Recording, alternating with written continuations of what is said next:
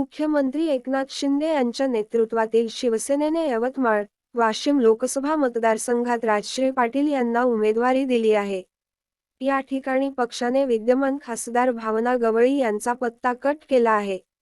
शिंदे गटातील या घटनाक्रमावर ठाकरे गटाचे नेते आदित्य ठाकरे यांनी निशाणा साधत शिंदेंसोबत गेलेल्या नेत्यांना विचार करण्याचा सल्ला दिला आहे. आम्ही त्यांना, भावना गवळी, तब्बल 5 वेळा खासदार केले, पण आता 10 तास थांबूनही त्यांना उमेदवारी मिळाली नाही. त्यामुळे गद्दारांनी याचा विचार करावा, असे ते म्हणालेत. आदित्य ठाकरे सध्या मराठवाड्याच्या दौऱ्यावर आहेत. त्यांनी छत्रपती संभाजीनगर येथे पत्रकारांशी बोलताना त्यांनी उपरोक्त निशाणा साधला. उद्धव ठाकरे यांनी ज्यांना खासदार केले होते, आज त्यांचेच तिकीट कापण्यात आले. अजूनही काही जणांची उमेदवारी कापली जाईल. मग या लोकांनी भाजपसोबत जाऊन काय मिळवले?